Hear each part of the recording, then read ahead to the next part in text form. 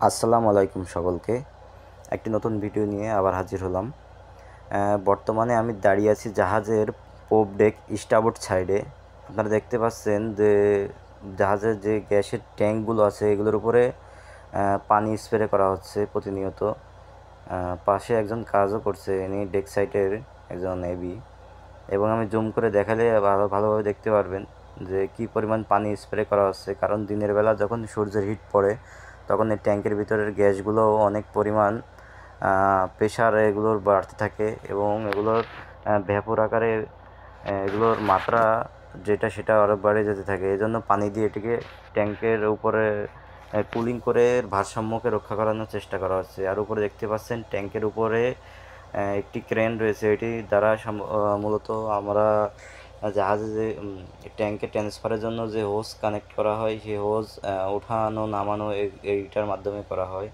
এবং সাইডে দেখতে পাচ্ছেন কি সুন্দর ভিউ, পানি অনেক পরিষ্কার দেখা যাচ্ছে সুন্দরবনের।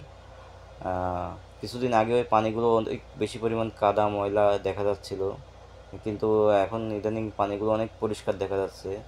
তো আমি আস্তে আস্তে সামনের দিকে আগাতে থাকছি। আমি বর্তমানে এখন জাহাজের পেছনের অংশের দিকে যাচ্ছি পাশের কিছু ভিডিও ধারণ করতে করতে, এবং এরপরে আমি যাব জাহাজের একেবারে সামনের অংশ, এবং জাহাজের সামনের দিকে কয়েকটি স্টোর আছে, সেই স্টোরগুলো আপনাদেরকে দেখানোর চেষ্টা করবে ভিডিওর মাধ্যমে। আমরা অনেক কিছুদিন যাবত এখানে অ্যাঙ্করিং করে আছি, সিরিয়ালে আছি।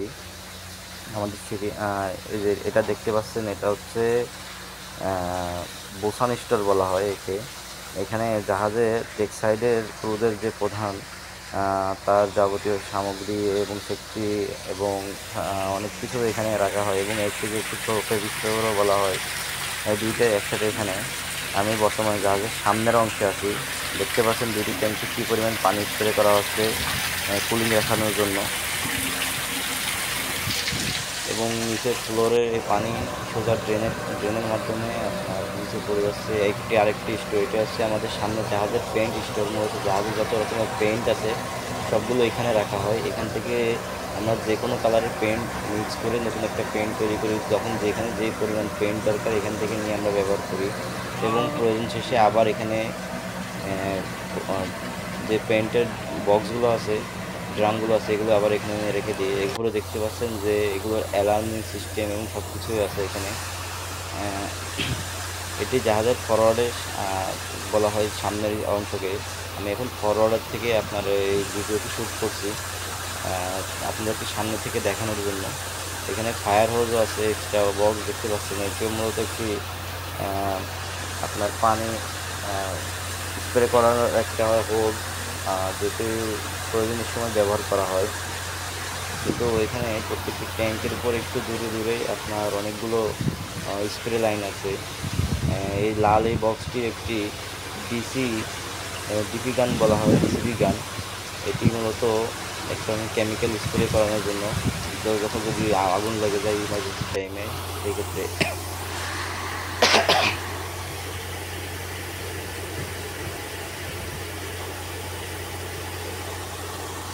আমরা যখন অ্যাঙ্করিংয়ে থাকি বেশিরভাগ সময় আমরা যখন সূর্যের তাপ প্রচণ্ড হয় সেক্ষেত্রে আমরা সারাদিন এই ট্যাঙ্কের উপরে স্প্রে করতে থাকি, স্প্রেটা চলতে থাকে যাতে কুলিং ভারসাম্যটা বজায় থাকে।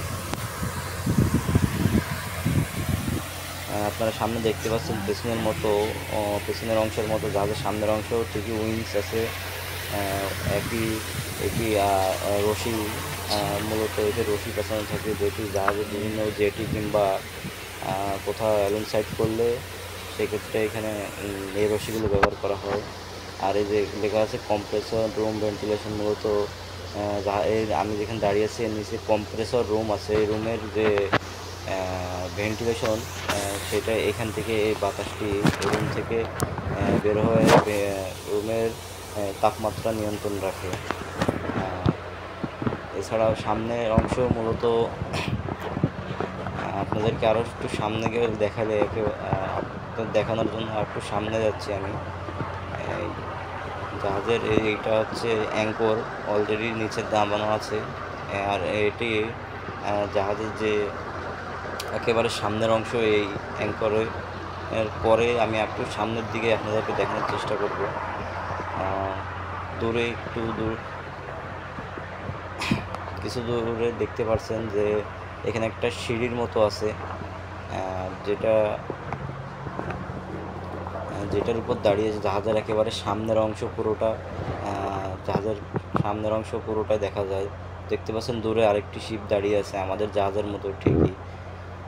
এটি একেবারে জাহাজের সব থেকে সামনের অংশ।